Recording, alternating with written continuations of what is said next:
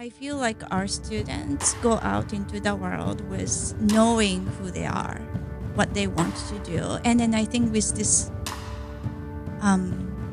feeling of I want to contribute to the world. I'm Ashley McFarlane, a nonprofit executive living in Duluth, Minnesota, and you are listening to the Vance Girl Podcast. Welcome back to the podcast. I'm glad you're here. Today, we start a new series, The Mind of the Child. Longtime listeners of the podcast know that I have two young daughters, and I am intensely interested in understanding how is it that they learn. Everything from language to the way they walk and move to hearing the inner voice that guides them on the way. So we've set up this series to explore different ways of educating children, challenges that they encounter as they enter adolescence, and many things along the way. This first interview is with two Waldorf School educators. For anybody that's never heard of Waldorf School, you're in for a real treat.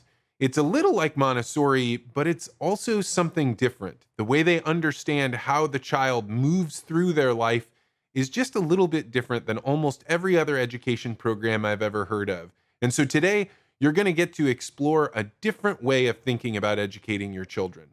Before we get to that, we are using these studios every day for legacy interviews. This is where I sit down with a person or a couple to explore their life, to hear their stories, to listen to the values that they've accumulated, and really made it so they can share the experiences that they've had with future generations.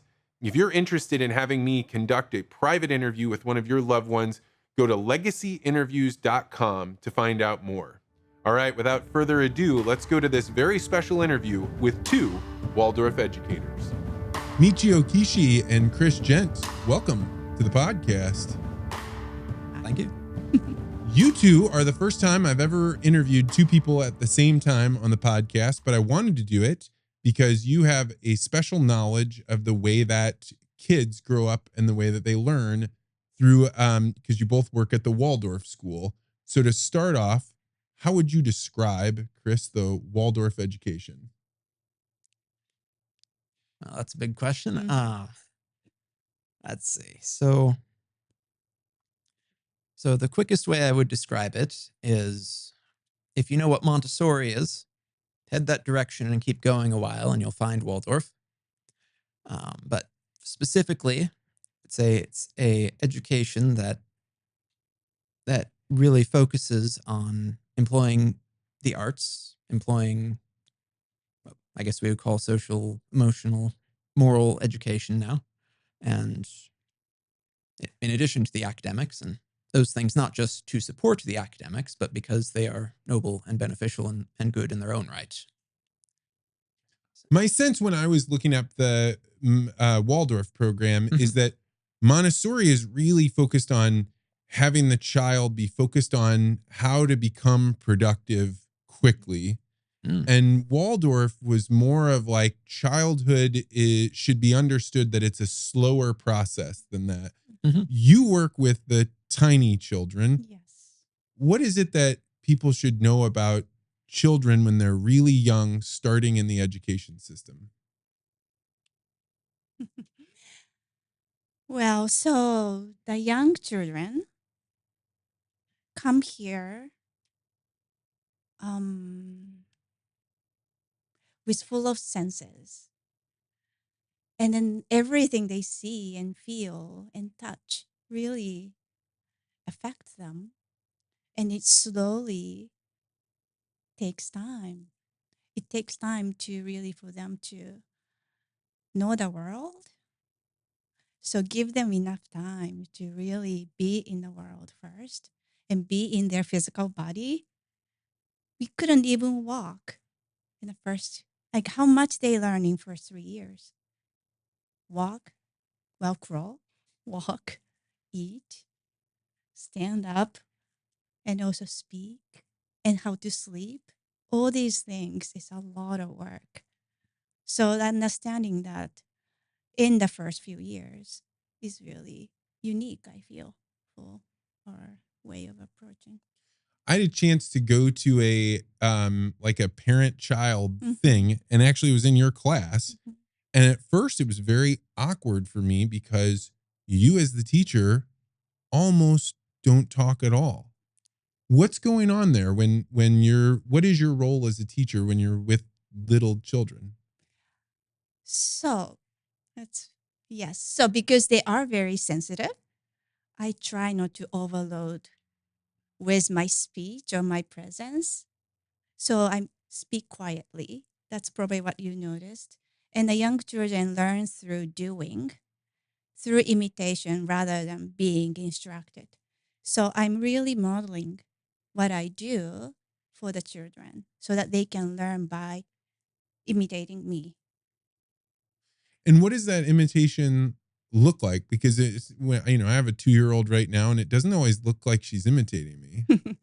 Or they will imitate what you don't want them to imitate too. But well, and then also repetition really. So consistency and repetition. So I'm not sure if you noticed the first class she came probably she didn't know what to do. But by the end of the session, which I don't know which session you went, 8 weeks or 10 weeks, they do know what to expect. So imitation doesn't happen right away, but it happens over time with consistency and repetition. Yeah, like you guys had a song when I was there that it was toys away, toys away. Mhm. And like we now sing that song and it's amazing, almost like creepy in a way, right? Where you're like you Magic. can sing this song, magical maybe is a better way to put it where she just knows then what to do. Mhm. Yes, it's really how they learn by doing it and by repeating it. So, Chris, Mhm. can you kind of lay out I think some people call it the Steiner school or the Waldorf method. They think about education of children like that there are epochs of a child that they like live in these different stages. Can you kind of lay that out? Mhm. Yeah, I would. Yeah, when Steiner talked about it, he split it really into 3 7-year periods. So, working with any child, they very rarely will fit perfectly into any model you give them. But the first 7 years, call that the early child, and that's Michiyo's specialty. And from 7-ish to 14-ish, you have then the middle stage, and that's where I do most of my work. And then finally 14 to 21, that's the final stage, adolescence and young adulthood. So we can each speak to the parts we know about our own. You know, generally, you're learning the very basic things about life and living in the early childhood. And then it's really once they enter the second that we start working with more academics ideas, bringing in the thinking. But even even with that, it's really the feeling life that is very active. So emotions, morality, what, what is good, what is right. So so that's a lot of our work there as well. And then when they move to the last one, the adolescence, that's really the height of where they can get into the intellectual subjects. And yeah, and so for Waldorf High School, that would look very different than a Waldorf elementary and middle school, which is what we do, and that also looks different than the early childhood. Yes, and I guess each stages, the way we teach is different. So when you go to grade school, the teachers are talking more. Even when you see me in kindergarten, it will be very different than what you saw in the parent-child class too. Mhm. Because how we teach, like how we can effectively reach the children, will change as they develop and they change too. And then I think this Waldorf is very unique in a way that 0 to 7 years old, we really try to bring this um, moral or in goodness of the world. We want them to think, feel this world is good. And then the learning is again doing, right? Willing, doing. And then the 7 to 14 is like he was saying, feeling life. So that's why a lot of arts and music and theater comes in and a lot of storytelling. And when they're middle schooler, Chris can talk a lot more about middle school, Yes. but the biography. So that their feeling can be stirred. And that's how they learn better best in that 7 to 14 years old. So that's how we use that method. And in 14 to 21 is real thinking, means their own thinking, how they can think on their own independently. What's right, what's not right, what is the truth in this world.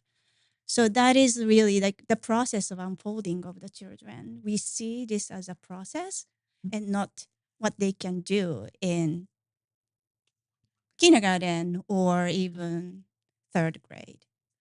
I think the thing that's striking for people if they're totally outside of the Waldorf system, there's a couple things that when you're an outsider, you see it and you're surprised. I would even say shocked by, right?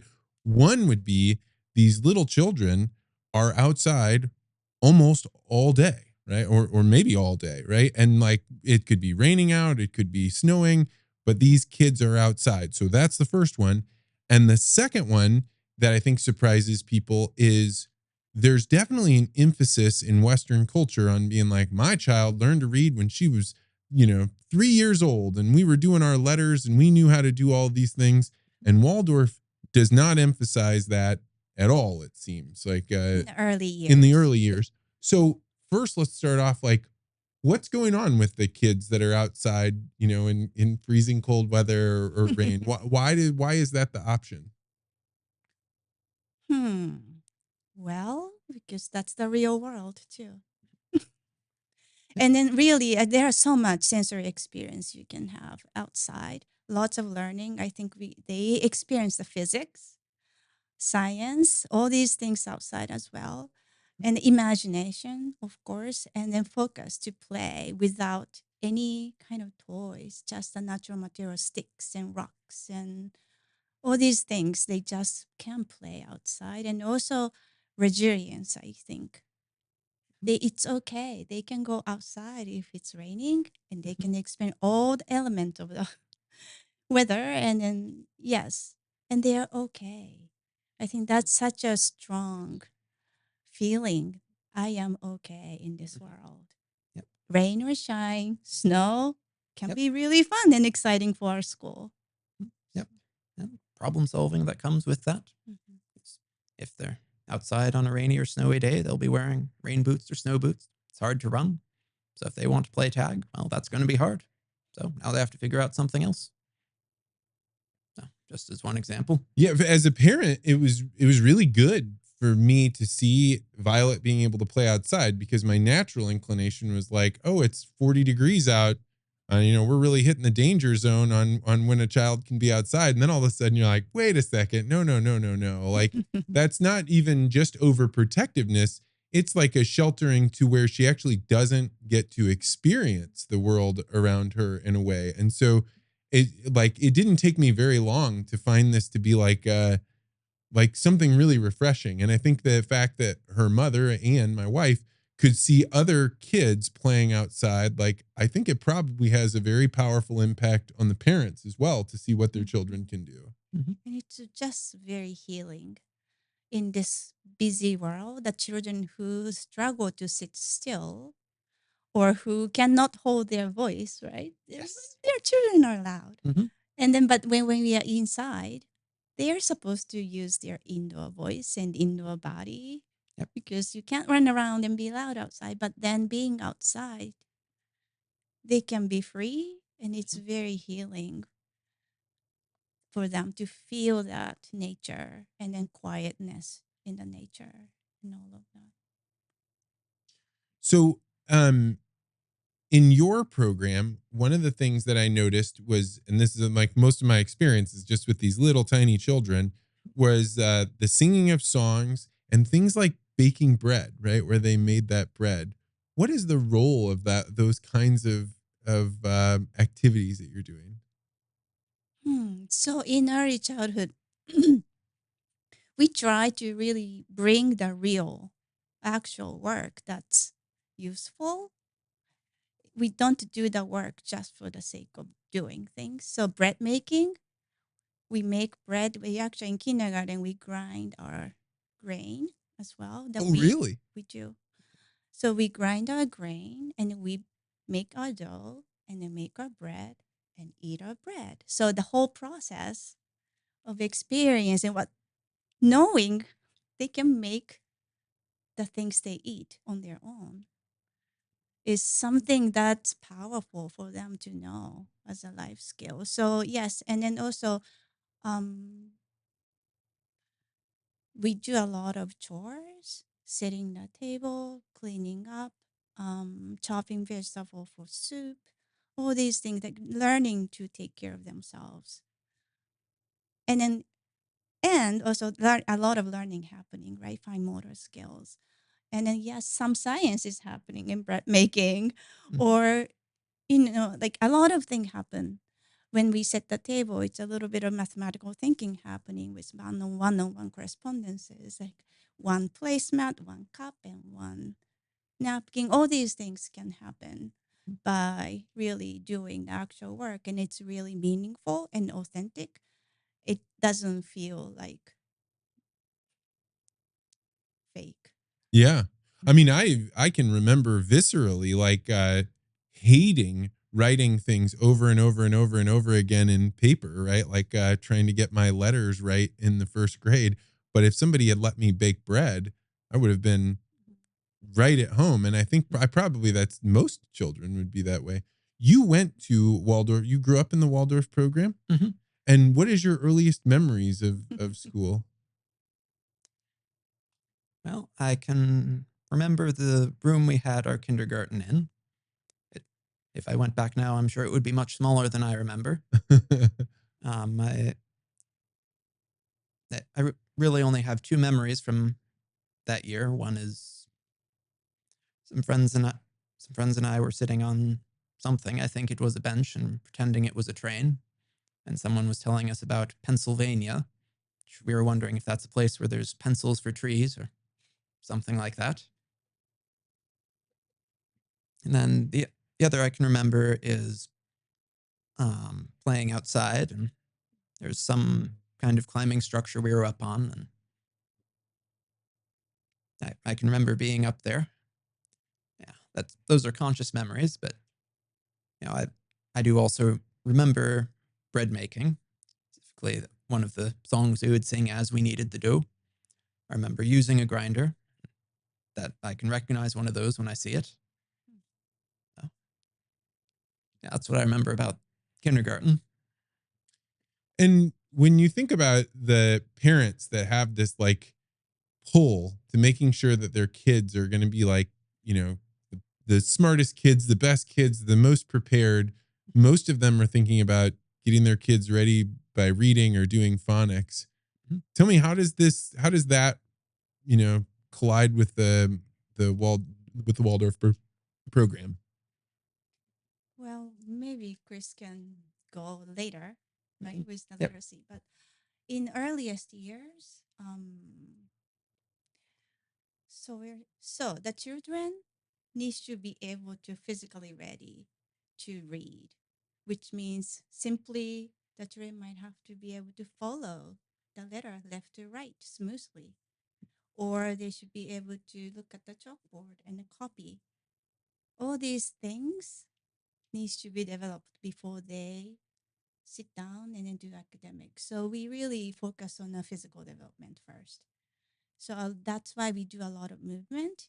That's why we do conscious movement in the classroom as well.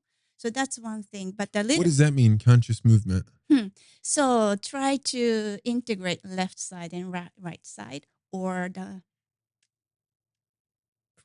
horizontal midline, crossing the horizontal midline, or simply fine motor skill development. If they are not able to really hold the pencil correctly, it's really hard for them to sit down and write. Or those basic physical readiness is really our focus.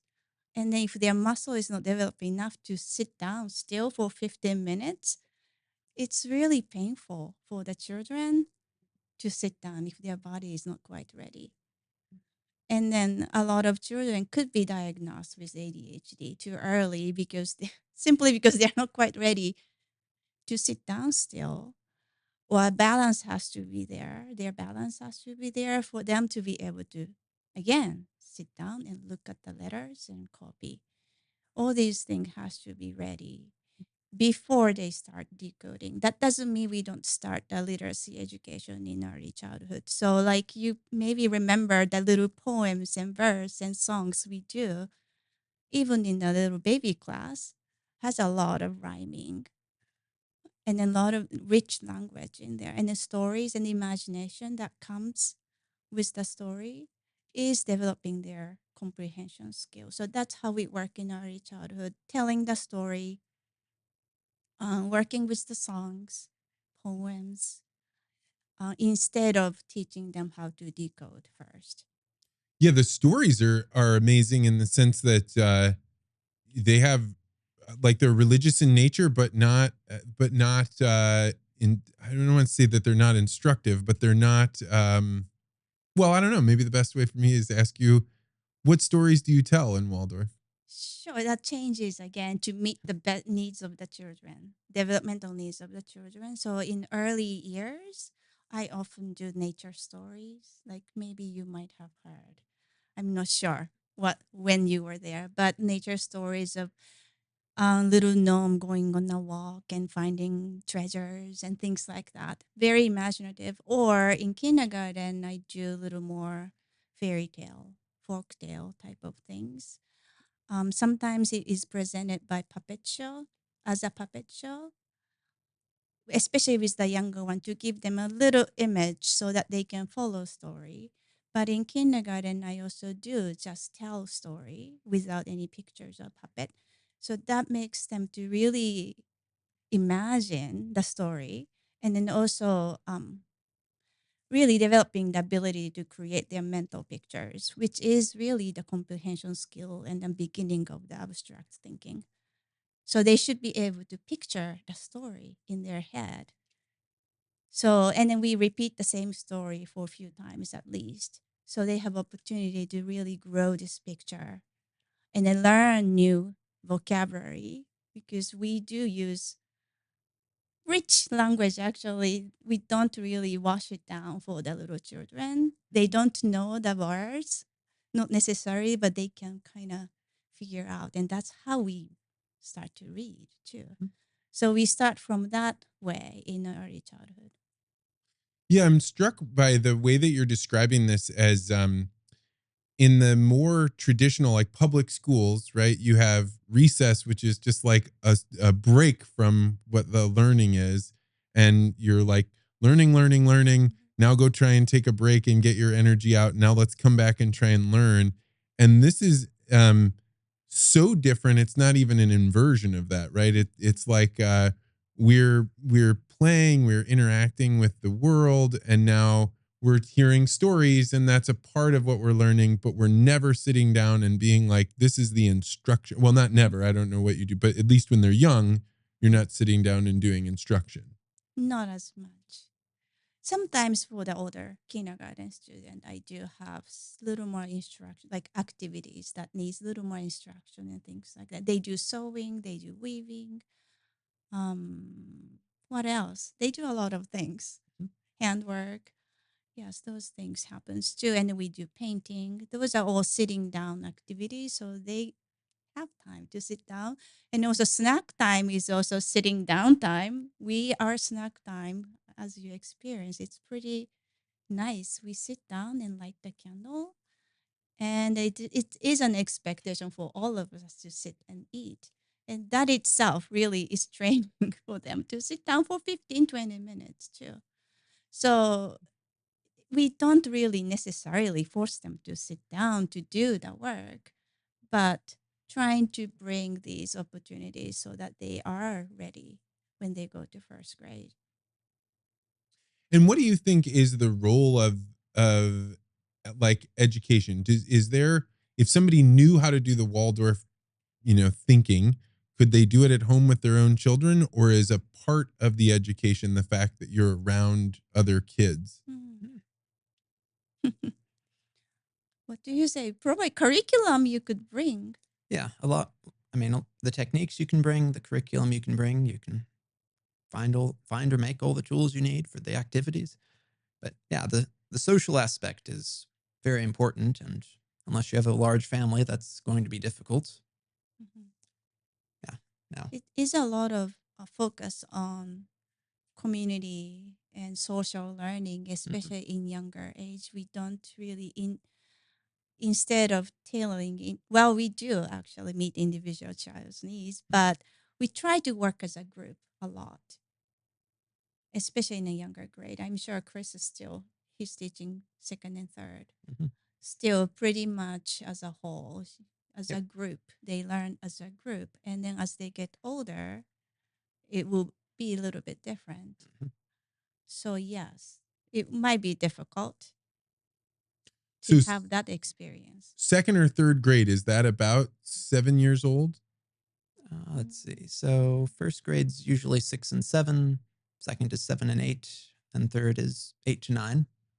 So tell me about the mind of a child that is moving from this early childhood Mhm. into this, second level. Sure. So one change we talk about is the transition from the eye to the ear. So when they're young, they're seeing things and imitating, but as they're ready for academics and the grades program, what we're looking for is that they're able to hear things and do them. So I don't have to show them a particular action. I can say, this is so next you will do this, and they'll be able to do that. Now, obviously not first thing when they get there, and we build up all skills, but that's one of the changes that we have. Now there's more of this thinking that we bring in. So we'll start with learning. You learn the numbers, you learn how to count, then we build it, and then we talk about the idea of addition. So putting things together, and then different ways that you can figure out what that is. Subtraction, often giving away, is how I teach it. You could talk about losing, but that's a sad way to think about it. And division, which is sharing. How do we divide this up evenly? So these are physical things you can do, and for there would just be things you would do. So here, pass out one spoon to everyone.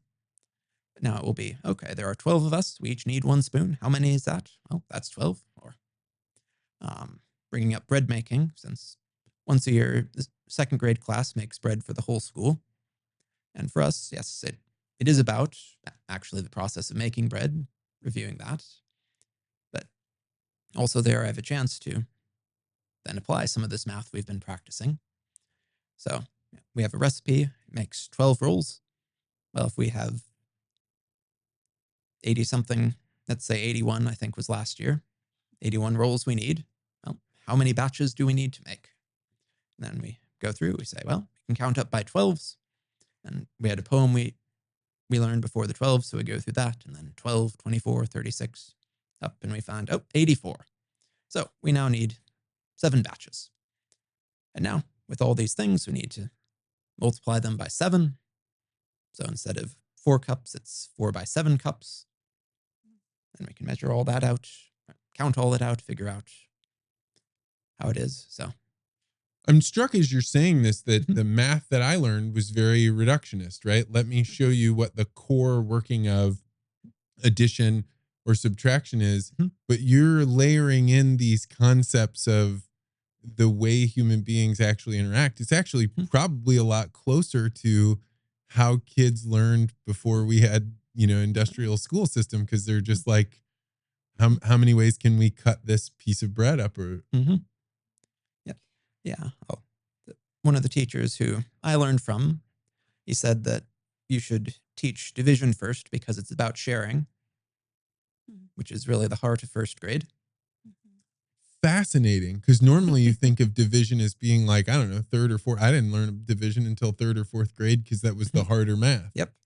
Well, they actually are introduced all 4 processes in first grade because numbers are made up in multiple different ways. Yeah. Now we're not doing written long division in first grade, so I'm not saying what's 212 divided by 8. Build your house and Yeah, but neither is anybody. There's no school that's doing that. Yeah, Yes. yeah, that's right. Yeah, but I don't want to give that impression. So we've got 12 things. You put it in groups of 4. How many do how many groups do we have? I was very mistaken about this. My impression was that Waldorf just waits because you're just not ready for it. Oh. And that like we'll get to the book learning later on things like the math and the science, but it's so integrated that the reason it's hard to understand that is because math is in my mind is very much like we're going to break this down into the way the machine works and just show you those parts of those machine to assemble it all. Math So- is practical, right? Yes.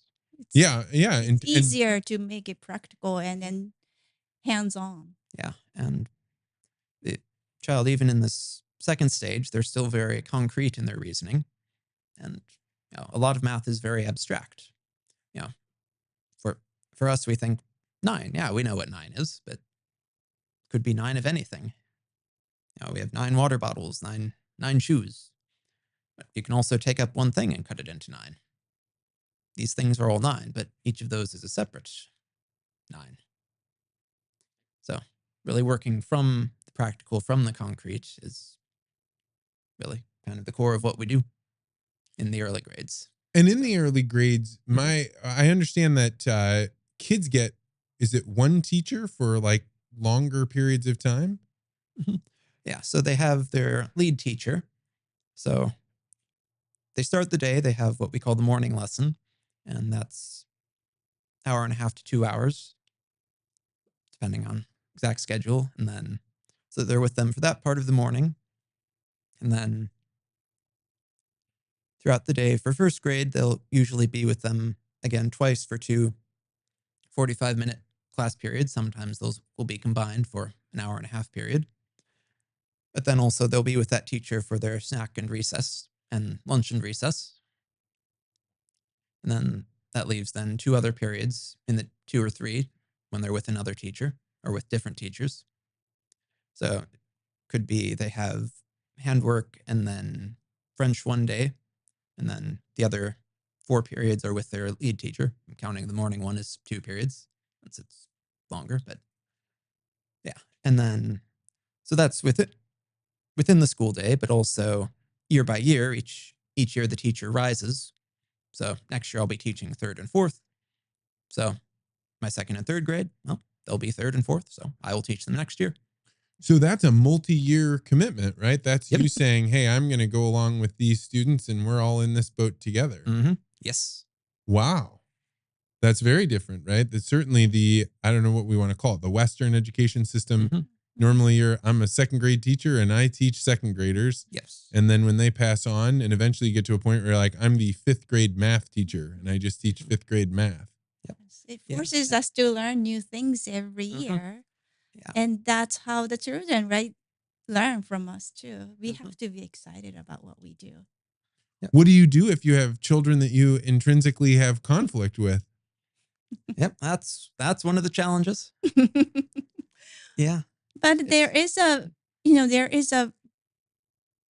gift in that, right? Because that we needed to learn. We need to learn from that experience. Excuse me 1 second. Oh, sorry. Okay. Oh, where were we? Yeah. We needed to. Yes, because that gives me, as a teacher, there's something more I need to learn.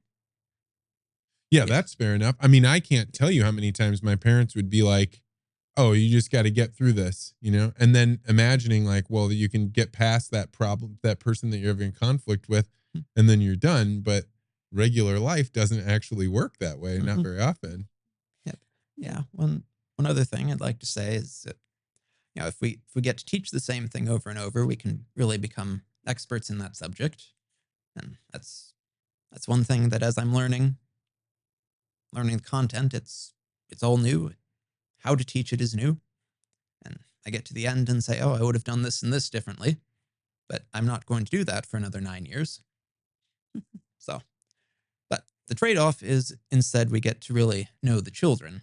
So instead of being content experts, we're experts in these children. Because the relationship is really the core of our teaching. I think as I teach more, I really feel much stronger about the relationship is everything.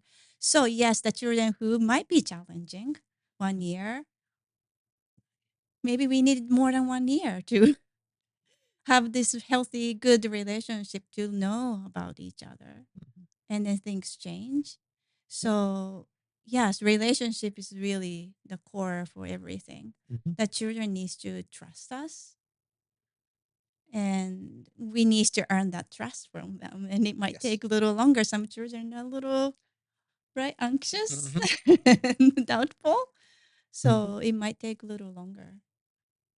It's interesting because that would mean that teachers have some kind of a cycle, right? Much more of a natural life cycle, not just that you have 9 years until you teach that class again, Mhm. but you may only do that Mm. 3 or 4 times in your life, right? Yep. That would actually be a career Mhm. and shaped very differently than, oh, I'm in my 25th year of teaching 5th grade math. Yep. Yeah. At our conferences and trainings, if, if you hear, you'll sometimes hear, oh, they're on their third cycle. You know, oh, this person is experienced. So, mhm. And so, at what point do Waldorf students start moving into the classroom? Is it right when they hit 2nd grade they start doing that? First grade. 1st grade. Yep. Yeah. So part of what Michiyo was talking about was how they are doing some practice for sitting still, learning how to use gentle voice. And yeah, I'll just use the terms I use: walking feet inside, gentle hands, gentle voice. How to sit up upright, or at least in a way that's not harmful and that they're not going to fall out of their chair. Yeah, and then we do begin with some inside time. You know, a lot of the work in grade 1 can be done outdoors and is done in movement, for which it's nice to be outside because you have much more space. And then we will practice some things quiet, some things loud, and it's nice to be able to be outside where it doesn't leave your ears ringing when a dozen children are loud. But yeah, then we go inside, we do some things. So, in 1st grade, we do a unit on the letters. So we do a couple on the letters to introduce them one at a time, usually almost always through a story. So sometimes these stories will feature a particular sound or a particular letter very heavily. It's the usual way. So the story I did for M when I had my 1st grade involved two characters who would then become kind of the core of all our letter stories. But they visited the magic Misty Mountains of the Monkey Monarch, based on a Chinese tale about the Monkey King, but Monkey Monarch, you get that alliteration. Guessing you can hear what letter gets heavily featured there. And then we draw a picture of the mountain. And then in this particular story, the characters are learning magic and they then travel through the world, learning more about it, but it's stored in runes. And then we see, oh, from the mountain, there's the letter M. So then after the drawing, then we write out the more abstract capital M. We also look at the hills leading to the mountain. There's your lowercase m. So that would be the inside part. And I would have loved this. This would have fit me precisely. Because it seems like so much longer of an arc to connect with these things, and the imagery and stories, like this would have been right up my alley. And the fact that what it sounds like to me is that um you're not being you're really open to the fact, like using words like monarch, right? Like that's not something that's done with little children, right?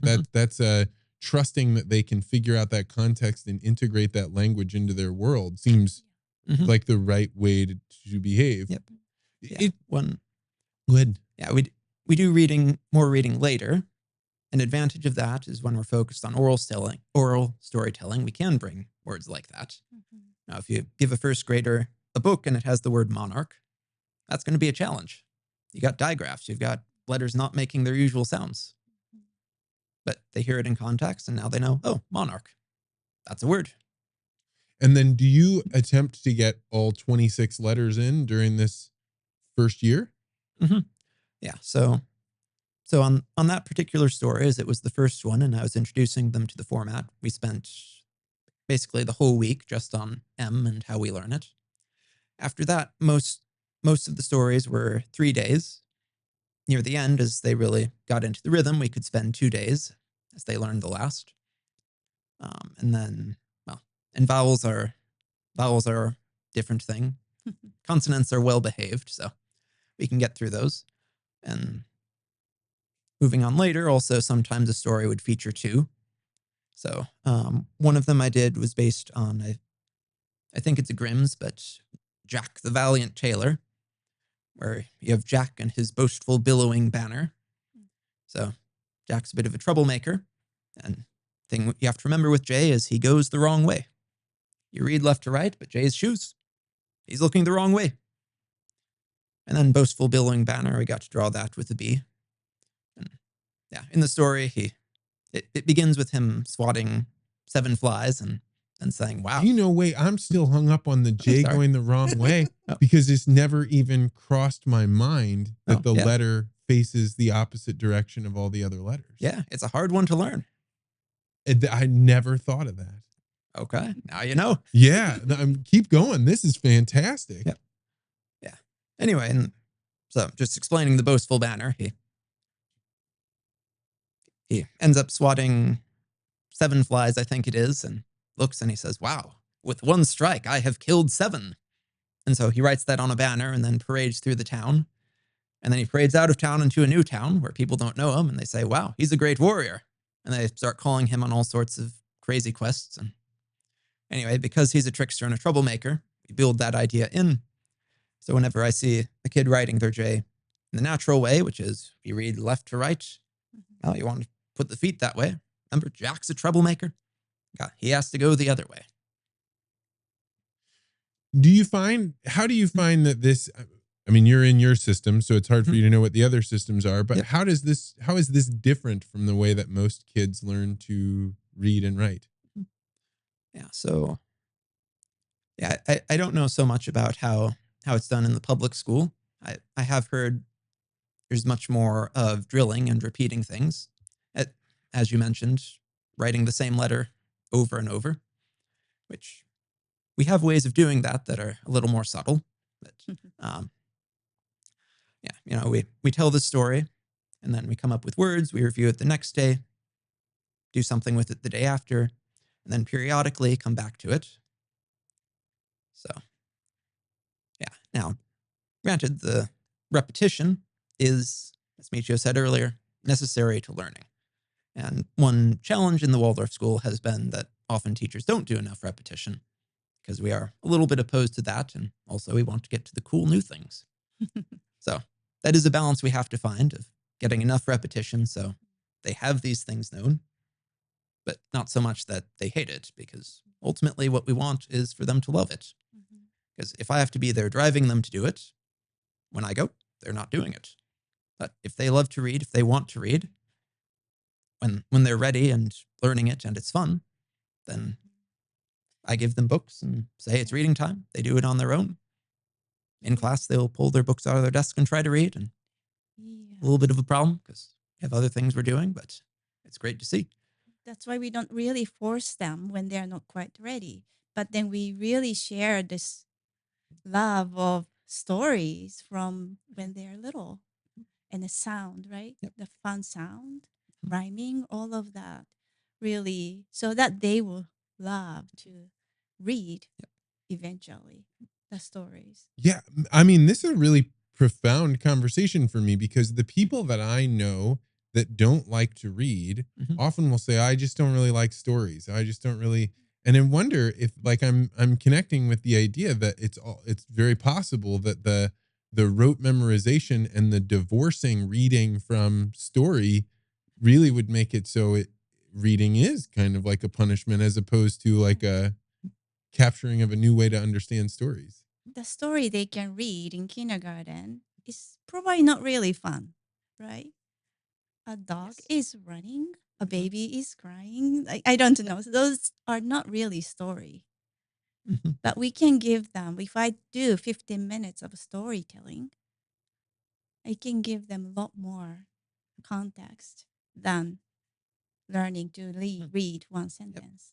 Yeah, but And conversely, of course, we warn parents about giving too advanced stories. Sure. Yep. Just because we want them to be still interested in these simpler stories. Mm-hmm. That when they get to reading, we don't want Right. them to be reading something age appropriate and saying, "Well, this is boring," because then it's not going to be fun to do that practice that they have to before they get to the. So everything is brought in an age appropriate way. Mhm. Yes. So we are very conscious where they are developmentally, what to bring, how we meet them, and what speak to them, but not to push them too soon, too early. Yep. so in the reading, are you still doing the spot the red dog went to the house? Like, are you doing that kind of reading as well? In Reading. first or second, you can do that. Yeah. If a kid needs that later, of course, you would come back and do that kind of thing. But there you have the inverse problem where, well, there you have the problem that the stories are too simple for them, and they're going to get bored with them. And then it's not rewarding. But yeah, we have certain books that we read to the class. Yeah, we had what was it? Let's see. I can remember the name of one was Jen the Slug. She was a bug. Hmm. She slithered through the mud. That one was really focusing on you. But all these consonant, vowel, consonant, regular words where they can then be employing, oh, this word makes this sound, this vowel makes this sound, this one, oh, hey, we can get this word. And then there, the rhyming, building up this knowledge of rhyming is both helping them understand the phonemes and then recognizing, okay, if this word ended in ud and made ud, oh, this word ud, this word has, so ud, I can't think of two that rhyme, but jug and bug. So, and we were working on with my kids recently. If you hear two words that rhyme, they probably are spelled the same. So the specific example was far and star there. So we'd written out far earlier and said, well, think about how far is spelled. So we're working on AR and then, well, star, that's a S and a T. And then how did far end? So then they extend from there. So as children are coming up in the system, a lot of those things are natural progression. Can a child start Waldorf when they're 8 or 9 and still be okay into the system? Yeah, there will be a learning curve, and the one challenge I've seen is they can figure out the academics, and in some areas they'll be ahead, other areas they'll be behind because I wouldn't say we're advanced or less advanced overall. We're more different, but they'll learn these things, and the challenge. So most of my teaching has been with the middle school, where kid comes in and the rest of the class has had 6, 7, or 8 years of doing things in a particular way. So I'm used to not having to explain these things. But then a new kid comes in and it reminds me how much we do that is new and different. So there is that challenge, but that at that age anyway, it takes one conversation and showing them, and then they can do it. One of the bigger challenges is that the relationship isn't there. So you have to rebuild that. And Yes, so learning both, about the child. yeah, both teacher and student relationship, but also student to others, because the others. Social Oh, skills interesting, because different. it's not just that the kids are with the teacher together, but they are together, and it's more akin to a one-room schoolhouse than something. And there's something about the grades too, right? They're not the standard, just everybody is one grade, or isn't it two combined? That's That's our not school. That's not Waldorf specifically. Okay. That's because of our size. Most of our grades would be about 6 students on their own, which to make that work financially would be difficult. But But there's also, when you have just 12 students, even though they're 2 grades apart, you can still meet all their needs and work with them. And, if you had 12 students all in one grade, you'd still have a range. Mm-hmm. So you're still employing the same techniques that you would use to meet a range of students. Yeah, so we are combined pretty much, well, in my 8 years there, I've seen one grade that was standalone, and Big in the enough too. yep. Yeah. Yeah. And the social experience too, Mhm. especially when they are together since kindergarten, with just 6 students in one class. Yes. It's like siblings. Yeah, right? it would It's be. really hard to Mhm. bring this school class feel. So that's another reason we combine the classes too. Yes. To have the bigger social experience. Again, we really, Mm. it is important for us to have them, that social experience. Now, you guys had mentioned before about there being a moral teaching to school. Mhm. I think about the school teaching morality, and it's like, Mhm. whoa, I don't know that I want that. Yep. So tell me what this means, and how are you careful about that? Sure. So a lot of what we teach are things that I really hope are not controversial. Be kind to other people. Follow through on what you say. When the elder tells you don't go down that dark path, listen to the elder, or you will be eaten by the scary monster. And then we do it through storytelling, Mhm. a lot of stories. And we even in second grade, but you don't really preach them, even you tell the story Yes. level, right? Yeah. So we try to really bring as a story and then kind of let them sit with the story. Mhm. And hopefully that sense grows in them. Yep. The preaching really, sometimes we do have to tell the children, of course, Yep. but that doesn't happen as much. It's more through the story. And then also just being together as a group. Yeah. So an example, going back to the M story, the one of the 2 characters in it, I called him Red Egg, but in the source material he's called Eggborn because he was born out of an egg, which that's unusual, and then he grows up quickly. But although he's now an adult who has prodigious strength and health, he's very argumentative and fighting with the monks who took him in, and always getting into arguments and always going too fast. And he's not able to get through all the perils of the magic Misty Mountains until he finally slows down, takes his time, thinks about things, and when he encounters trouble, instead of storming off as he did the first time, he instead looks and says, "Oh, I see how to solve that." And then he takes another route. That's moral teaching in there of patience, of Mhm. thoughtfulness.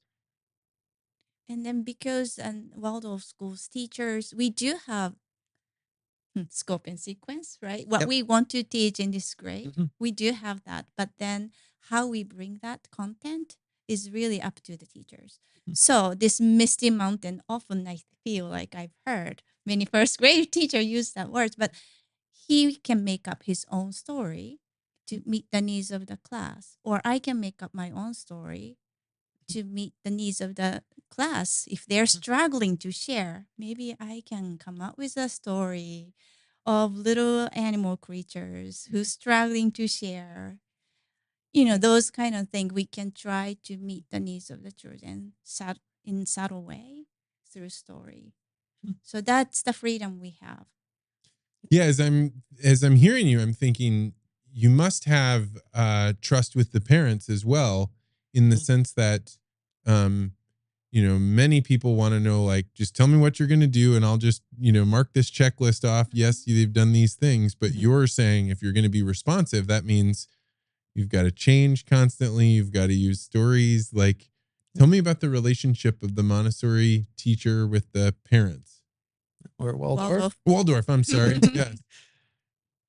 Yeah. So, there definitely is an element of, as Michiyo mentioned, that every teacher will bring it their own way. She also mentioned scope and sequence, which is our list of things we're hoping they'll do. So, for example, by third grade, we expect they'll know their times tables out of order as well as in order. By second grade, we expect them to know the times tables sequentially, would be one. Now, how I bring that will be different. So I mentioned we have a poem we do where we go through each of the number families 1 through 12, and then we're doing jump rope where we jump, but instead of counting 1, 2, we'll count 3, 6, 9, or whatever number we're working on. Jessica Rauderman, who teaches, she's got 6 and 7 this year. It's her main.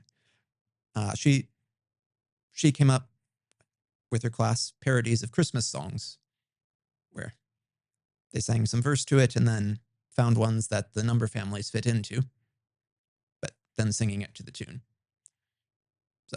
So that's one way. So both of us taught the number families, practiced multiplication tables. We did it in different ways. Right. We could get there in a different way because we have different children in the classroom. Yep. So but then we have goal for the year. And then again, the benefit of carrying the class over years, maybe there may be children who needs extra time to get there. The teachers know, teachers are aware so that where you can pick up. Yep. So that's another benefit too. We don't have to spend the time 2 months figuring out where they are or what we left off last year. Yep. So yeah, and there is a lot of communication between the grades. Now, one tradition is the first grade teacher does weekly or biweekly or monthly phone calls with the parents just to check in, and not just when there's something wrong, but just doing it every week. And sometimes those are very quick calls of, everything's the same. He's doing well. How are you at home? Talk with the parents and build relationships.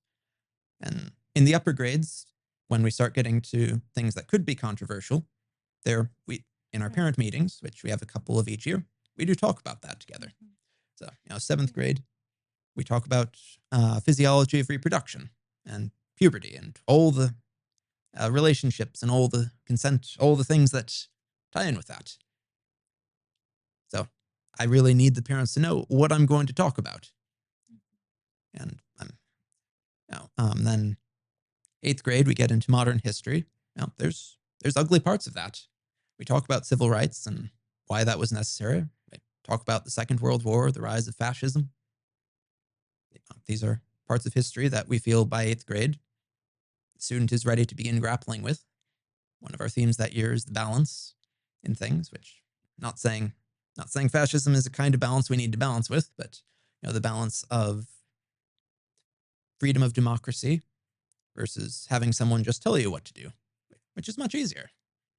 That's why kings were so popular for so long, part of the reason. So, I think that. And then another thing we have is festivals. Mandatory festivals, which we try to make them fun.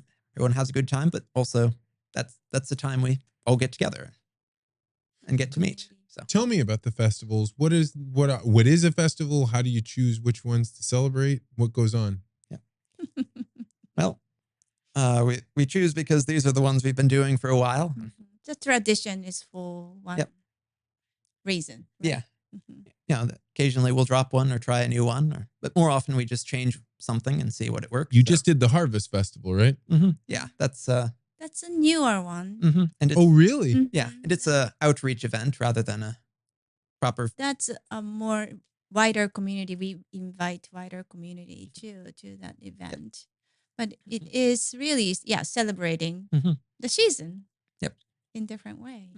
Yeah. So and before that, as one of our own, we had what we've called Michaelmas, the Festival of Courage. Is what we're celebrating there. So that one we go out to the farm of one of the founders of the school, who's continued to let us hold it there. There's a play that's put on by the oldest class. So typically in honor of that day, because it falls around the Feast of St. Martin, is Said Michael. Michael, thank you. Thank you. Martinmas is the next one. St. So Michael's. this is a story that it's very traditional story, I guess. So slaying of the dragon by Saint Michael. So that's the picture we carry is good conquers the bad, Mhm. and we Yep. need the courage to face the darkness. That is really the theme of the festival. So we call another name of the festival is Festival of Courage. We're trying Yes. to really go by this Mhm. virtue. Yes. So Festival of College, we just celebrated, and then in November we Mhm. have the Martinmas or the yes Martinmas Festival of Compassion. compassion for sharing because Saint Martin Yep. Yeah. there Saint Martin of Tours is famous for he found a poor man outside the city. He's going to die in the cold, so he cut his cloak in two so he'd have a blanket to keep him warm enough. so we celebrate that festival every year, Mhm. and then you do the coat drive Yep. or food drive, something like that, so that we can really share this Mm. spirit of this Yep. festival Yeah. So with we the have community. we're doing a coat and heater drive this year. That's what the group we work with says they're in need of. But then also we have a night where we gather. The Mhm. second grade class puts on a play. We're doing the story of St. Martin this year. And then after that, we also do a lantern walk, which is a German tradition. So the kids all make lanterns in the weeks leading up to it. So different ways, you can decorate a glass jar and make a handle. You can take a paper bag and cut out shapes and put over colored tissue paper. Lots of different ways you can do it. And then we walk around the school grounds singing songs. In the evening. So we have those kind of festival Mhm. maybe few times a year, and then we do celebrate most every year. There are core festival that we celebrate every year. It's an opportunity really for us to stop and really look at what's happening and take time to really live in that virtue during that time.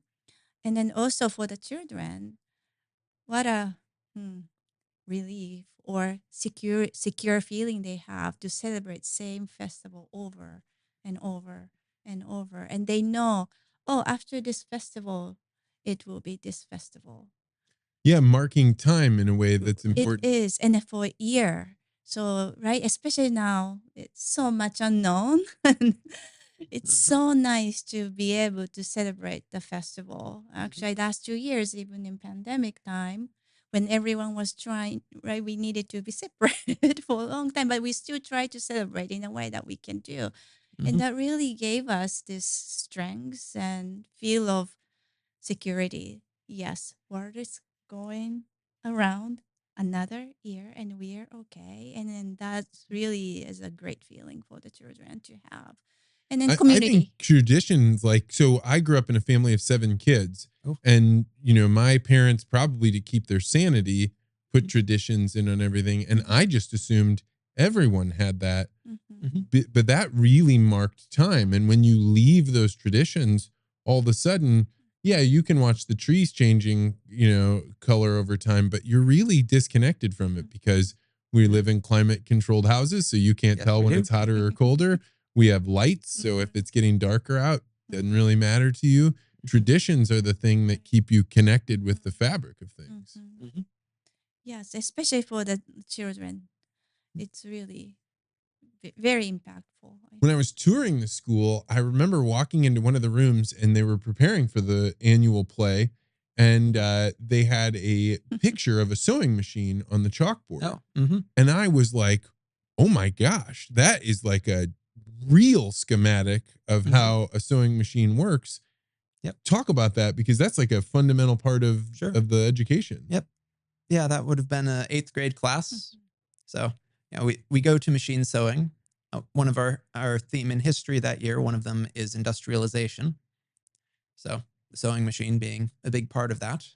So, but then in physics, we've looked at the simple machines in 7th grade.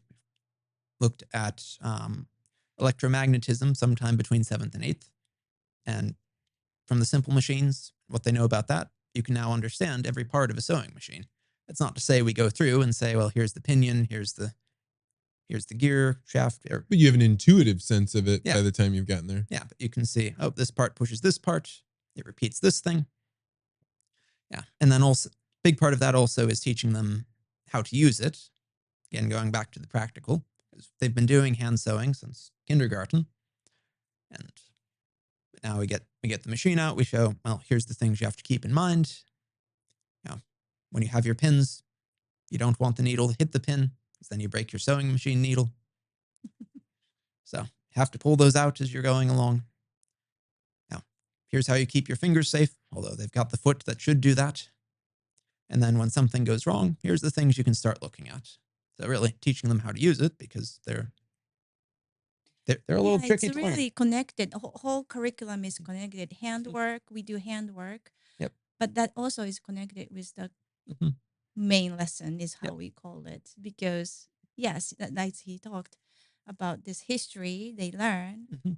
is very appropriate to bring the machine that Mhm. time. So it's not separated. Everything is connected and then be Yep. intentionally brought. Mhm.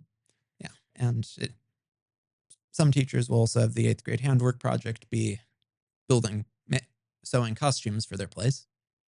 So you might have also been seeing That's that. exactly what they were Oh, doing. okay. And so they're preparing for their play, Mhm. and then they're thinking about costumes and learning how to construct those costumes. And they wrote the play themselves too, or something along those Oh. lines, right? Or I could be They wrong. might have. Yeah. Yeah, they do that sometimes. So it would appear that a child that is artistic would be very successful in the Waldorf program. Mhm. Can all children be artistic? You're shaking your head yes. I think so, on their own way. Yeah, not everyone's going to be a great portraitist, because that, to really get to a high level, you have to practice outside of school and put a lot of effort when you're in school, and not all the children will be interested in that. Some will be more interested in knitting, some will be more interested in clay and sculpting. So, Yeah, but they have but- opportunity to experience all of those things. Yep. Handwork, language, right? Different two Mhm. different languages they learn. We have movement. I think, and then, of course, music is part of it. Art is also part of the lesson. It's not separated. It's really part of our lesson, and they all experience these arts. Mhm. Everyone will. Yes. They all learn how to play violin. They all learn how to play recorder. Wait, they all learn how to play violin? Yes. Whoa. Or Say more recorder. about that. Yeah. Well, they start recorder in First grade. Yes, in first grade, Yeah, and in so- third grade they do violin. Yep. Yeah, and so recorder, both as a first instrument, we typically bring the pentatonic recorder, which has a few fewer notes, so you don't move all your fingers. But so, in addition to learning kind of the basics of how we use a musical instrument, and how, most importantly, how to not make noise with it, that is the first lesson. But then have to hold it a certain way, make sure your left hand's on top, your right hand's on bottom, and then getting control of the fingers. That's a skill for the young ones, of just lift this finger. Yeah. Not both of them, just one, and not this one. So, and that then helps with all the other fine motor things we do.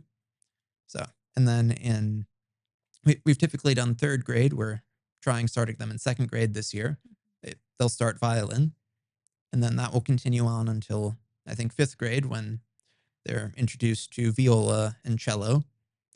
And then in 6, 7, 8, they get to choose whichever one of those instruments, and then they do that in the orchestra class. So do all Waldorf teachers then need to know how to play the violin in order to be a teacher? We have a music teacher come in here. Well, although I know he can play, I mean, some Yep. teachers are able to play. You can play certain- because you learned in school, presumably. Yep. Okay. Yeah, and in grades teaching, there's a recommendation to learn a bit about everything your Yeah. students will be doing. So, Well, recorder we can all play too. yes. Yeah.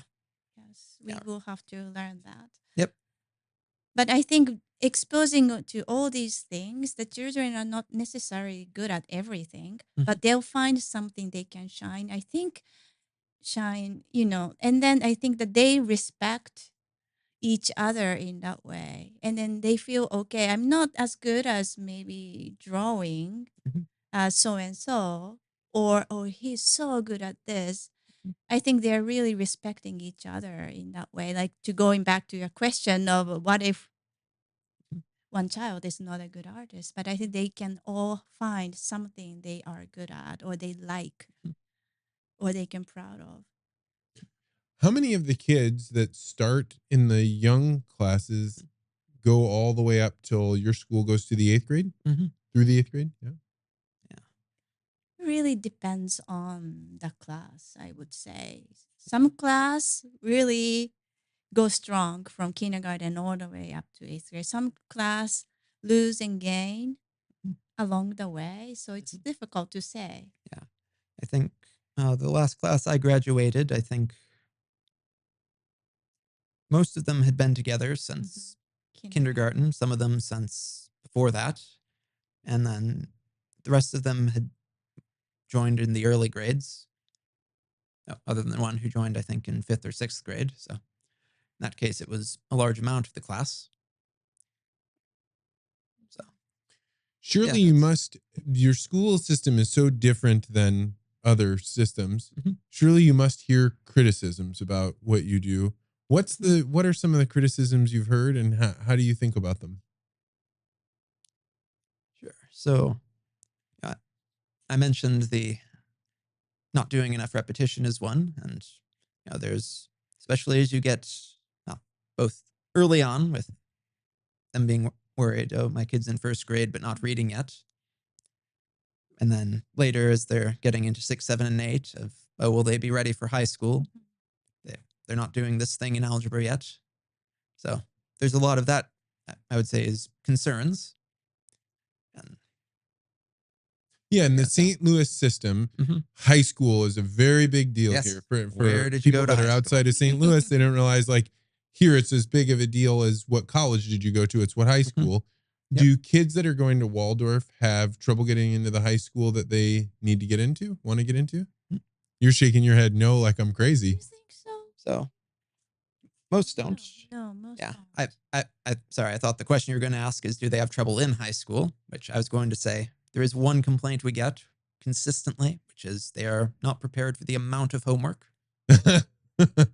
So, I wasn't prepared for the amount of homework when I got to yep, high I school think either. no one was prepared yep. for that at But school. we're also not going to give the kids 3 or 4 hours of homework in eighth grade just so they can go to high school and say, oh, this is the same. But So, getting into high school and doing well in high school is not really mhm. a question. I mean, if people are just listening to this, they should see your face because you're just like, it's not really like like. I appreciate I that. I Yeah. do think though, what do you want for your child? Mhm. What do you want for your child? Who do you want this child to be? To me, I want my daughter, the only one that I can really say very much about, because one is 3 months and the other is 2 years. Mhm. The 2 year old, like, she's so curious and so interested in what's going on around her Mhm. that I want that to go as long as we possibly can, because eventually she'll hit some point where there's a tempering between your curiosity and producing work. Mhm. But Mhm. I don't need that to be any time now. Yep. And it frightens me to think about my parents put me in a great school. But like most of my education probably came from my six siblings, which Violet's not going to have, right? Mhm. And so finding a way to extend this period of time where whatever she is most curious about, she's able to pursue and to give her access to understanding art in a way that I cannot give to her. I don't have it. It wasn't enculturated in me. And when I hear you say like, I'm a little bit like, I'm not sure I want to air this because I don't want people competing for whatever spots are at that Waldorf school. Yes, I think it's I maybe my face, right? What do you mean by doing well, right? I feel like our students go out into the world with knowing who they are, what they want to do. And then I think with this um, feeling of I want to contribute to the world. I don't know. I might be just taking it too big, but Yep. there is a feeling in eighth graders who's going to high school like I'll be fine, Mm-hmm.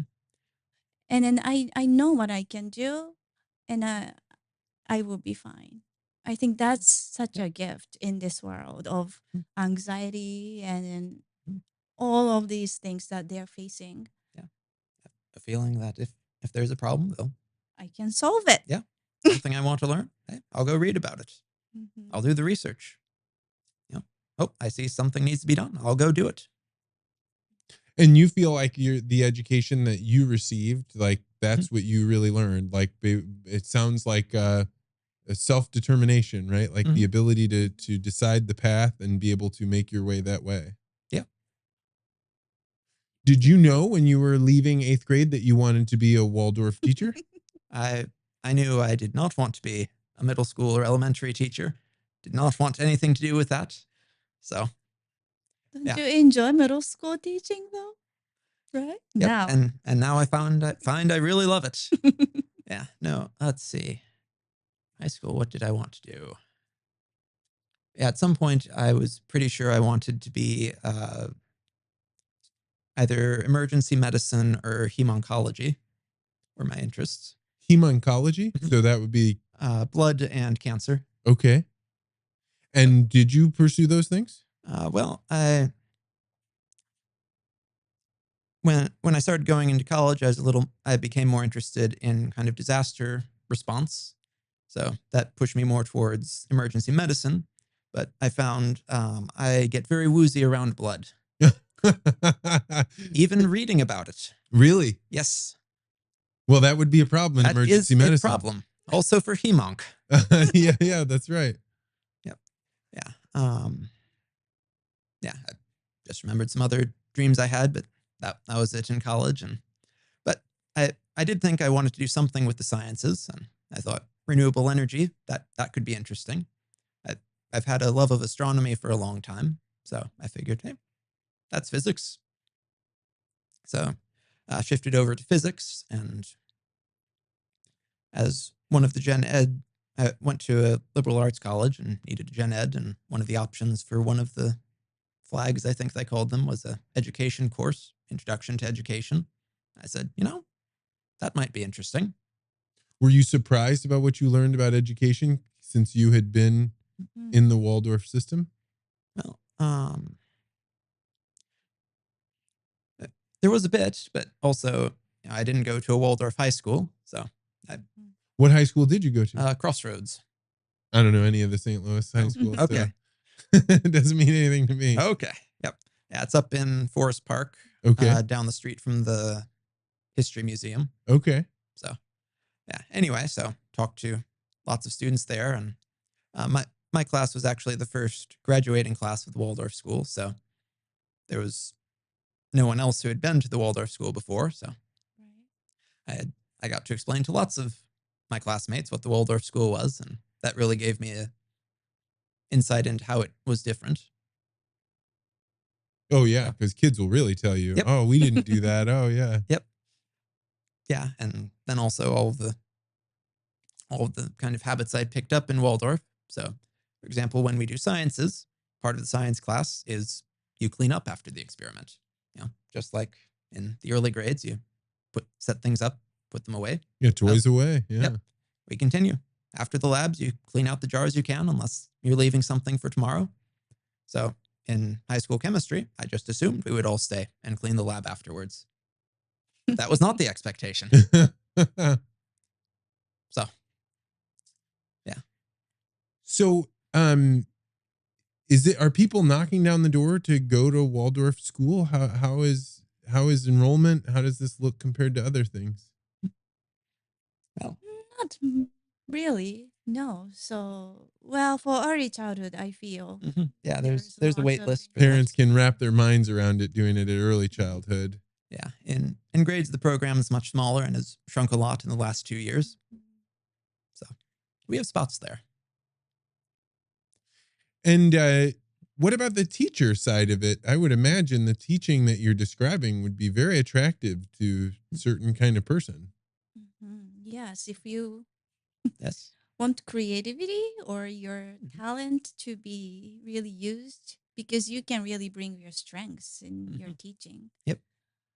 Yes, definitely. And if you love teaching but not quite really interested in teaching in a mainstream way, Yep. definitely. Yeah. And Well, if you you're started like, off as a substitute teacher, right? Yes, I And how then did the path go for you? How you'd come over from Japan, Mhm. you started subbing at your children's school, Mhm. and now how did you go on to becoming? I don't know. Well, I know actually. So one of the founding teacher told me, Michio, I think you have, what did she say? You have the quality that's hard to be trained. You should be a Waldorf teacher. And then that is some really nice compliment. Really nice thing to hear from someone who I respected. And then maybe I should really try and see how I like it or not. And that's how I started. And then the education path for you to become a teacher? There isn't one. So no, I was not interested. That was one one job I thought I would never consider is a teaching, especially with the little children. That's amazing to me because it seems like you were born to do this when I saw you in action. I'm not sure, but yes, now I do. I do. I really do love it, and I feel this is the way I can contribute. So yes, the youngest children are important, and I do feel this is what I want to do. Yeah. What is the education path? How does someone become? Do you have to get certified to be a Waldorf teacher? yeah. There are training programs, Mhm. mostly closed, and there is two actually, one in Chicago and one in Milwaukee too. It's usually 3 to 4 year program, Yeah. part time. Part time Part because you're time, teaching the rest of the right? time. So you Yep. are usually teaching. So 3 weeks in the summer, 1 week each in spring and fall, and you do student teaching, practicum, observation, Yep. field work, Mhm. these things too. Yeah. So there's there's certification programs which are often for teachers who are already teaching. So, and then in addition, most teachers will do grades teachers will do a yearly course on about the content in the year they're about to teach. So this summer I did we call those intensives. I did a grade 3 intensive because I taught grades 1 and 2 last year. So I did the grade 2 then. So I knew where the grade 2 child is. Things had been refreshed. Knew kind of about what the usual curriculums are, suggestions for how to bring it. So then this year I studied on grade 3. So now I have those two in recent memory to draw on and apply to my teaching. Now, when a teacher goes to a Mhm. class on teaching Waldorf, Mhm. are you guys playing outside and doing jumping with numbers, or how does the class actually get structured? It's pretty much like that. We do have morning. Yes, we have morning lecture. We have movement class. We have arts. We all have to take Yep. music class, Mhm. clay painting, Yep. handwork for early Mhm. childhood teachers, For puppetry, grades as well. storytelling. Yes, and then sometimes Yep. play outside maybe. Yeah. Now, a lot of that is to teach practice doing the things you're going to do. So, yeah, we don't with the children. I might do a particular movement and poem combination for a month, but we won't do that in our training. We'll do that for one day or maybe a week. So to really get the feeling for this is the kind of thing you can expect for a third grade student to be challenged with at a good level. And then the teacher also models. So I see you're not doing it quite correctly. Here's how I would work with a third grade child. And then they model that. Oh, So, because you're actually doing it, right? Yep. Ah. Yeah. And then, there's things that would be hard, like try to write a description of tying your shoe. It's hard. Show someone. You can do that, and you can show them how to do that. But, in first grade, we have things called the zoo exercises, which are difficult to explain. But That's an intentional movement. Yes. So moving in the ways of certain animals in certain ways. So those, we get down on the ground. We walk like a walrus. Yes. We roll in fish, certain ways. Yep. bear walk, all Mhm. kind of things. Yep. Yes, we do a lot of things. So it is fun and intense. Mhm. The teacher training is, but still, even after 3 years or 4 years of training, you feel like you're just scratching the surface. You just have enough to start. Mhm. So our research and our study really start from there almost, Mhm. because the children are different every year, and we have to meet our students that we Yep. have here. Mhm. So, Um, both of you are unique, and you like immediately recognize it, right? It's the way you carry yourself. Both of you have a certain tone of voice, Mhm. but you're also, different, right? You're different from just the regular person that you would find on the street. I don't know. You don't think so? Is this a surprise to you? That I would say that I mean, you talked about eating okra in the morning that you picked, and Yeah. before we got started, and Mhm. you said before, I was looking for a place where I could buy beeswax crayons for my children. So both of you intuitively know you're at least a little bit different than are the students when they come out. Is a function of the education make them different, or Mhm. I don't know the right way to ask this question. I'm not trying to offend you. I'm just Yep. saying Mhm. you're different. Yep. Do kids come out as different? And I think what a parent might be thinking is Mhm. weird. Do they come out Yep. as weird? Yeah. So yes was I'm hearing your question, not yes they come out weird. But Mhm. there is an element of that because we really encourage them to be themselves and to accept each other for who they are. So I can say when we have children join in the later grades from public schools, there there is a bit of a culture shock with them of coming in and finding these things. You know, so for example, the word nerd is not used other in a serious manner. So that was something new to one of the kids is that they could talk about their nerdy things and other kids would be interested and say, "Yeah, tell me more." That they didn't have to hide that they loved dinosaurs and toxicology. That the other kids just said, "That's neat." Yes, I think so. Yeah, weird is not a bad Mhm. Yes. thing. It's unique, Mhm. and everyone should be different, Mhm. and then we accept that difference. Yeah. Yeah. And I think And when you get, oh, go ahead. yeah, and then just speaking as a Waldorf kid going into high school, there was also a culture shock for me. The thing I most remember is what I think now is called verbal sparring, but where friends will say mean things to each other in a joking way, which that was not at all part of my middle school culture. So I remember my first day in kind of the freshman common areas, and I saw these three guys sitting next to each other, just absolutely insulting each other. And I went, I thought, wow, these people are complete jerks. Why are they so mean? But then over the year, I learned, oh, they're friends, they're joking. This is part of how they play. Yeah, part of how they tell each other Mhm. things that they can't say in a verbose way. Mhm. Yeah. Yep. What are the things? I feel like there's so much to the school and the system and the ideas that you have. Um, Sometimes people, when I go look up criticisms, they say, "Oh, the guy that started that, he was really Mm. pretty Yeah. off the wall guy. I don't Mhm. know. Are you sure you want to do that?"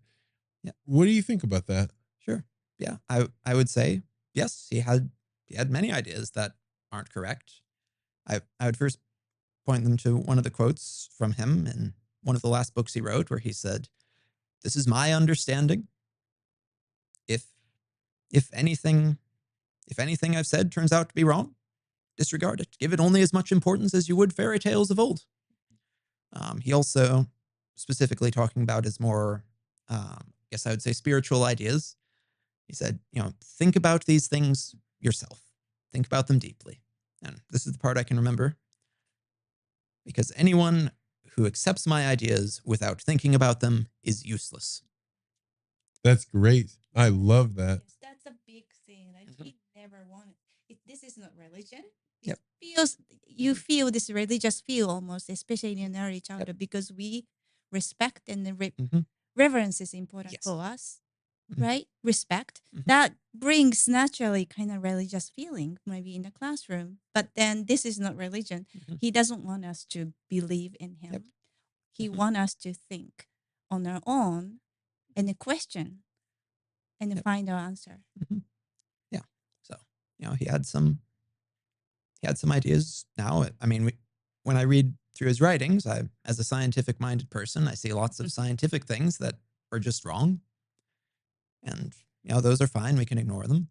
So some of those he uses as the basis for how to teach. So then we have to be very careful.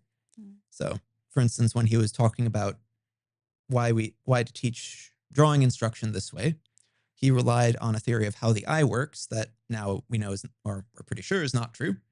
All current research points to it not being true. So now when I look at that method, which has continued to be used, I have to say, well, is there merit in this method?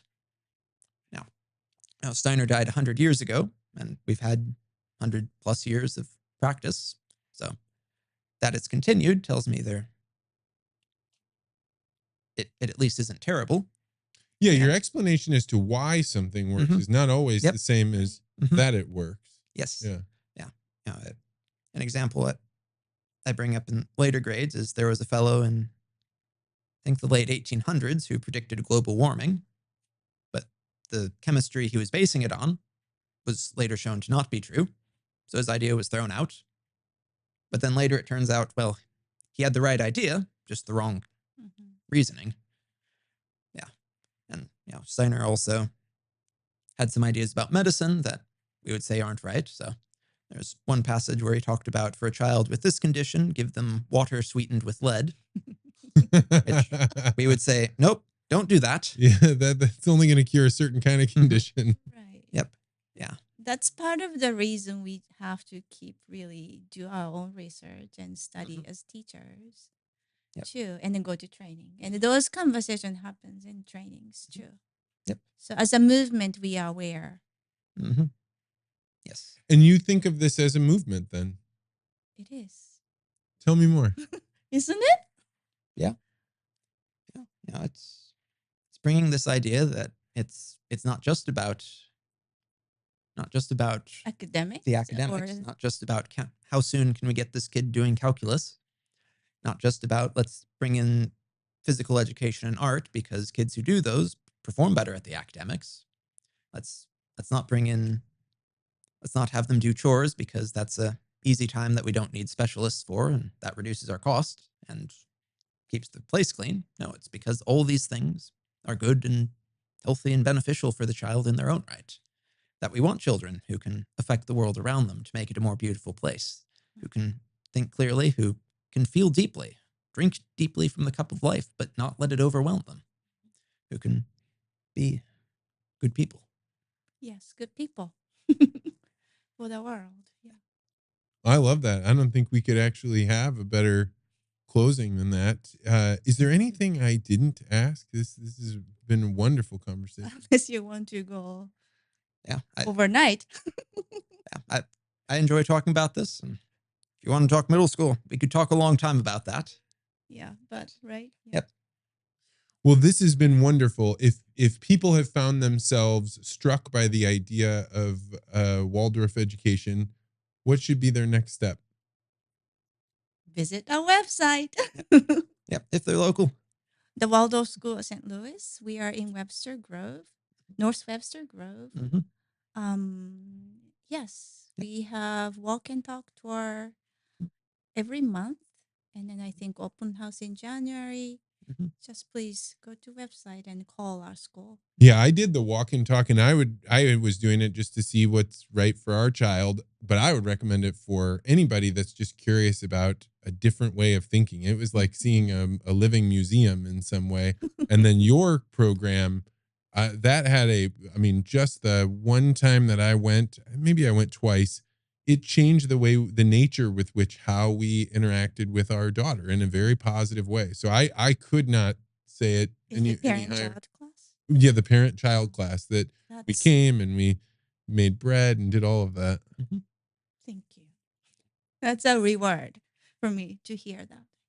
Oh, it Thank you. certainly did. I mean, the nature with which how we spoke to Violet, how we called her attention, not by raising our voice, but by going quieter and by singing songs, like it helped me to understand my daughter in a way that I didn't before. So thank you. And thank you guys for coming by after a long day of school and being outside. So thank you so much for Thank coming on. you. Thank you. Thank you.